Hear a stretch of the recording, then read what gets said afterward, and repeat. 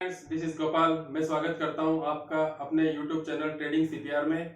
आज इस लेसन में हम बात करेंगे अडानी एंटरप्राइजेज की, जिन्होंने अभी अभी अनाउंस किया है एनसीडीज का, जिसकी वैल्यूएशन है 1000 करोड़ का। हम इस लेक्चर में जानेंगे एनसीडी क्या होता है और जो फंड अडानी एंटरप्राइजेज को मिलेगा उसका वो क्या करने वाली है। फ्रेंड्स, लेक्चर में जाने से पहले मैं बता दूं, मैं एक सेबी रजिस्टर्ड एनालिस्ट नहीं हूं। चर्चा किए गए स्टॉक्स केवल और केवल एजुकेशन पर्पस के लिए हैं। तो किसी भी शेयर में बाई और सेल करने से पहले अपने फाइनेंशियल एडवाइजर की सलाह लें। तो चलते हैं अपने लैपटॉप स्क्रीन पे। हेलो फ्रेंड्स, मैं आपका फिर से स्वागत करता हूं अपने लैपटॉप की स्क्रीन पे। जैसा कि मैंने इंट्रो में बताया कि आज हम बात करेंगे AEL that is Adani enterprises limited की, जिन्होंने अनाउंसमेंट किया है 1000 करोड़ रुपए के NCDs का। NCDs क्या होता है हम इसके बारे में बात करेंगे, और हम बात करेंगे जो फंड अडानी एंटरप्राइजेज को मिलेगा उसका वो क्या उपयोग करने वाले हैं। तो काफ़ी मज़ा आएगा दोस्तों, आगे चलते हैं। फ्रेंड्स, जो मेरे चैनल पे नए हैं मैं उनको बता दूं कि मेरे चैनल का नाम है ट्रेडिंग CPR, और मैं इसमें इसी टाइप के इन्फॉर्मेटिव वीडियो लाता रहता हूं। So please check out for that also.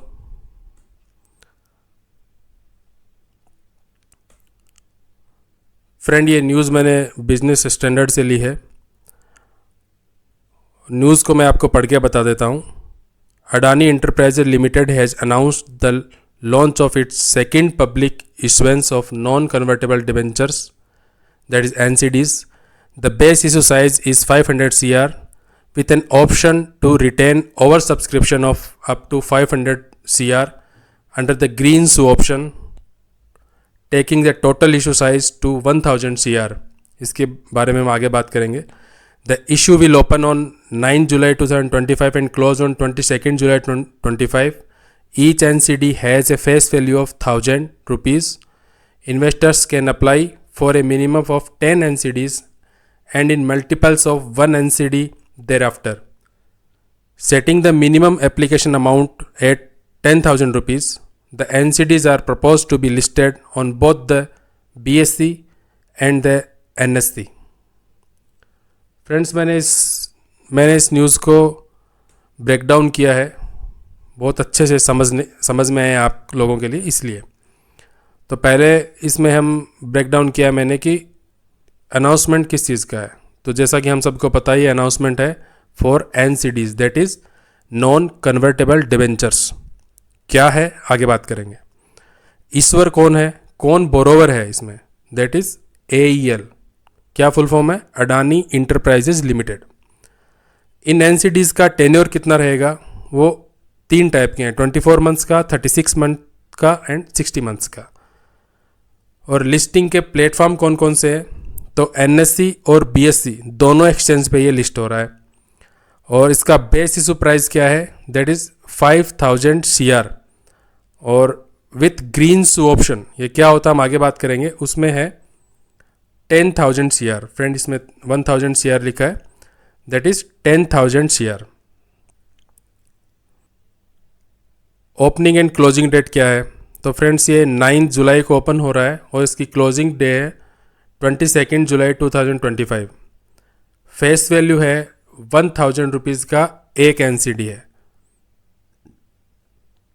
और एक मिनिमम क्वांटिटी जो किसी एक इंडिविजुअल के लिए है वो है 10 NCDs, मतलब 10,000 रुपीज़ का एक इंडिविजुअल को परचेज करना है।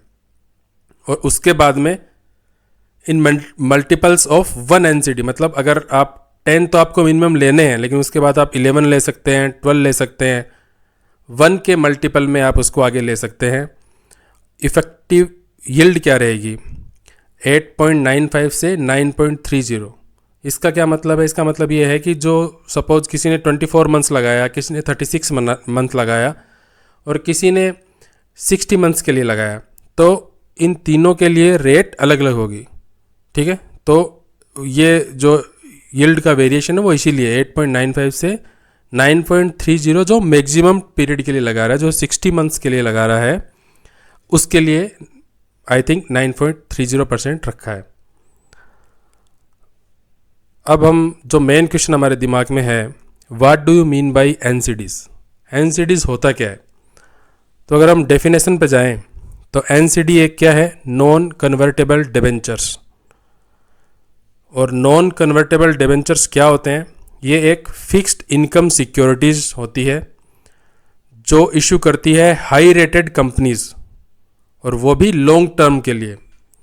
और पब्लिक ऑफर में they usually offer higher interest rate than convertible debentures. Convertible जो डिबेंचर्स होते हैं उनकी तुलना में इनमें ज़्यादा आपको इंटरेस्ट मिलता है। ठीक है, तो फ्रेंड्स जो अपना एनसीडीज़ है ये होता क्या है। तो एनसीडीज़ फ्रेंड एक, अगर हम इजी भाषा में समझे तो एक डेट इंस्ट्रूमेंट है। ठीक है, और अब किसी को जो नए हैं उनको ये नहीं पता होगा कि डेट इंस्ट्रूमेंट क्या होता है। ठीक है, तो डेट इंस्ट्रूमेंट क्या होता है, डेट इंस्ट्रूमेंट एक फिक्स्ड इनकम और सेफ एसेट माना जाता है। ठीक है, जो डेट इंस्ट्रूमेंट होता है उससे हमें हमेशा एक फिक्स्ड इनकम मिलती है और वो एक काफ़ी सेफ एसेट की कैटेगरी में आता है। उसमें होता क्या है, तो अगर हम इजी भाषा में समझे तो डेट इंस्ट्रूमेंट एक लोन है। ठीक है, जिसमें उधार देने वाला मीन्स जो बोरोवर होता है उसको कुछ फंड मिलता है, वो रिसीव करता है फंड। ठीक है, और उसके बदले में वो प्रॉमिस करता है, किसको प्रॉमिस करता है, जिससे उसने फंड लिया है, जिससे उसने पैसे उधार लिए हैं, उसको प्रॉमिस करता है उनका प्रिंसिपल अमाउंट चुकाने का प्लस विथ इंटरेस्ट के साथ चुकाने का। ठीक है, और with in a specific period. तो आपको समझ में आया होगा कि डेट इंस्ट्रूमेंट क्या होते हैं। ठीक है, डेट इंस्ट्रूमेंट इस टाइप के एसेट होते हैं जिनको बोरोवर, जो लोन लेने वाला है, वो बॉन्ड के रूप में इशू करता है। ठीक है, और वो प्रॉमिस करता है इसके अगेंस्ट में कि मैं आपका प्रिंसिपल अमाउंट तो लौटाऊंगा ही, साथ में आपको कुछ इंटरेस्ट भी दूंगा और एक स्पेसिफिक पीरियड के लिए दूंगा। ठीक है, यहाँ तक का शायद कोई डाउट नहीं है। ठीक है, अब क्या है कि जो ये फाइनेंशियल कॉन्ट्रैक्ट होता है इसमें, तो फाइनेंशियल कॉन्ट्रैक्ट या फिर जिसको हम बोलते हैं फाइनेंशियल एग्रीमेंट, ये क्या होता है, ये फाइनेंशियल एग्रीमेंट है, मतलब एक्चुअली ये एक इसमें लीगल बाइंडिंग होती है। मतलब दो बिजनेस पार्टनर होते हैं, कम से कम दो बिजनेस पार्टनरों के बीच में अगर किसी इकोनॉमिक अरेंजमेंट को लेके कोई लीगल जो बाइंडिंग होती है उसको हम बोलते हैं फाइनेंशियल एग्रीमेंट या फाइनेंशियल कॉन्ट्रैक्ट। तो जब ये एनसीडीज होते हैं, नॉन कन्वर्टेबल डिबेंचर्स जो होते हैं, उनमें एक फाइनेंशियल कॉन्ट्रैक्ट, फाइनेंशियल एग्रीमेंट होता है। इसीलिए हम बोल रहे हैं कि डेट इंस्ट्रूमेंट जो होते हैं वो सेफ होते हैं। किसकी तुलना में, इक्विटी की तुलना में। इक्विटी की तुलना में ये काफ़ी सेफ होते हैं फ्रेंड्स। इसी कारण लोग अपने पोर्टफोलियो को जो डाइवर्सिफिकेशन करते हैं तो वो डेट इंस्ट्रूमेंट में भी अपना पैसा लगाते हैं। अब इसमें आपको जो भी यील्ड है, जो भी इंटरेस्ट रेट मिलना है, वो आपको फिक्स्ड इनकम की तरह मिलता है, प्लस आपका जो मेन अमाउंट, जो कैपिटल अमाउंट है, वो भी आपका सेफ रहता है और एक स्पेसिफिक पीरियड के बाद में आपको वापस मिल जाता है। तो अब सबके क्वेश्चन में आएगा दिमाग में कि एनसीडीज से बोरोवर जो ले रहा है, पैसे उठा रहा है, उसको क्या फ़ायदा होगा। उसको तो बहुत फ़ायदा है फ्रेंड्स।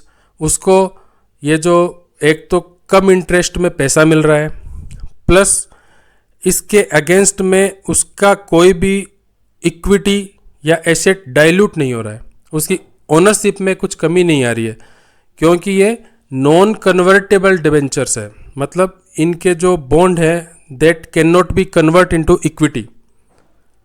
फ्रेंड्स, जो डिबेंचर्स होते हैं ये भी दो टाइप के होते हैं, एक तो नॉन कन्वर्टेबल जो अभी हम बात कर रहे हैं, एक होते हैं कन्वर्टेबल डिबेंचर्स। जो कन्वर्टेबल डिबेंचर्स होते हैं उनमें इंटरेस्ट रेट तो कम होता है, लेकिन वो कन्वर्ट हो सकते हैं after a specific period of time in shares और इक्विटी में। तो इन दोनों में यही अंतर होता है, कन्वर्टेबल डिबेंचर्स में और नॉन कन्वर्टेबल डिबेंचर्स में। एनसीडीज जो होती हैं वो कन्वर्ट नहीं हो सकती है इक्विटी में, इसलिए बोरोवर चाहता है एनसीडी के थ्रू पैसा उठाना। और इंडिविजुअल्स का क्या फ़ायदा है? इंडिविजुअल क्यों एनसीडी परचेज करेगा? इंडिविजुअल इसलिए एनसीडी परचेज करेगा कि एक तो ये सेफ इंस्ट्रूमेंट है, प्लस उसको रेगुलर इनकम मिलती रहेगी, क्वार्टरली, 6 मंथली, एनुअली, जो भी इनका प्रोग्राम उसमें होता है उस हिसाब से उसको इनकम मिलती रहेगी, और उसका जो कैपिटल अमाउंट है वो भी सेफ रहेगा। तो इसलिए इंडिविजुअल परचेज करते हैं।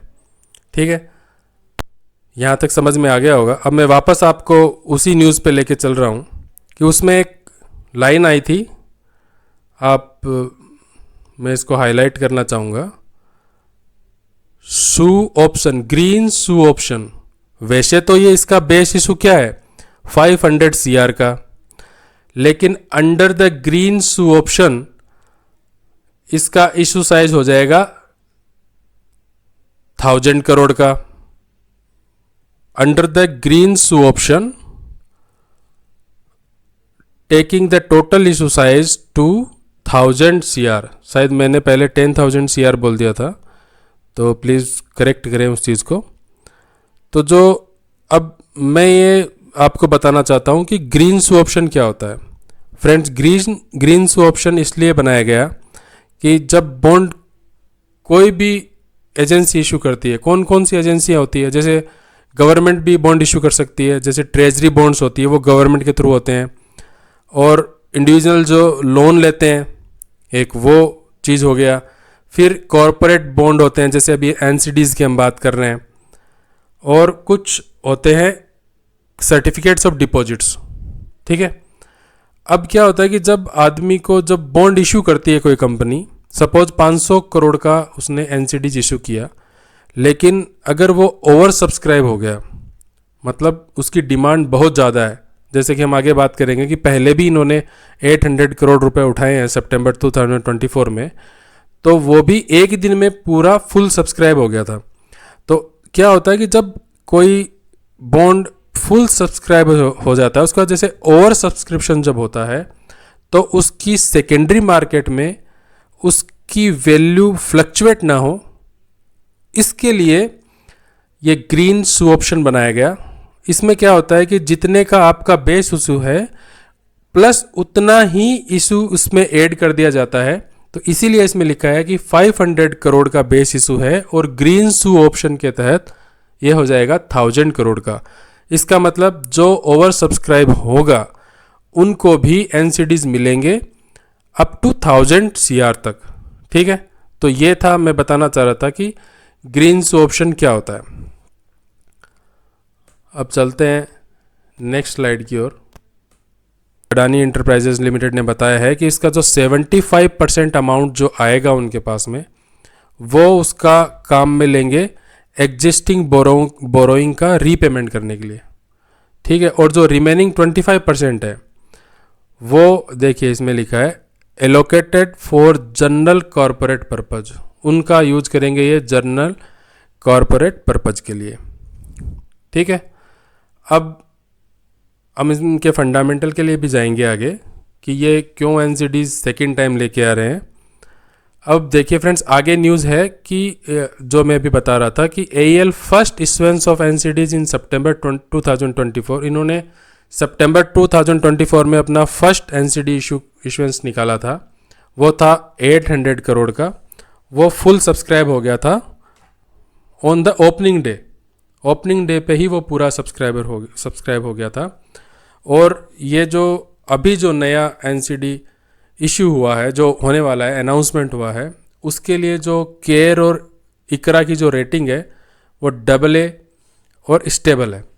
ठीक है, तो ये रेटिंग भी मायने रखती है। जब भी आप किसी बॉन्ड में इन्वेस्ट कर रहे हो तो आपको रेटिंग पता होना चाहिए कि वो किस टाइप का बॉन्ड है, आपका मनी कितना उसमें सिक्योर है। तो फ्रेंड आगे चलते हैं। मैं आपको लेके आया हूँ screener.in की वेबसाइट पे, और मैं बताने की कोशिश कर रहा हूँ कि अभी 10-11 मंथ ही हुए हैं, पहले उन्होंने एनसीडी इशू किया था, अगेन इन्होंने फिर एक एनसीडी लेके आए, तो क्या रीज़न क्या है इसका। तो फ्रेंड, मार्केट कैपिटलाइजेशन है AEL का 2,99,983 करोड़। पी है स्टॉक का 68.3। और मैं जो मेन चीज़ आपको दिखाना चाहता हूँ वो है इसका debt to equity ratio. Friend, debt to equity ratio है AEL का 1.82। अब डेट टू इक्विटी रेशो क्या होता है? तो friend, debt to equity ratio को इजीली समझने के लिए मैं बता दूं आपको कि टोटल जो भी लॉन्ग टर्म, शॉर्ट टर्म, किसी भी टाइप का लोन जो इस कंपनी के ऊपर है, उसको अगर हम डिवाइडेड कर दें शेयर होल्डर्स इक्विटी के साथ, तो जो रेशो निकल कर आता है उसको हम डेट टू इक्विटी रेशो कहते हैं।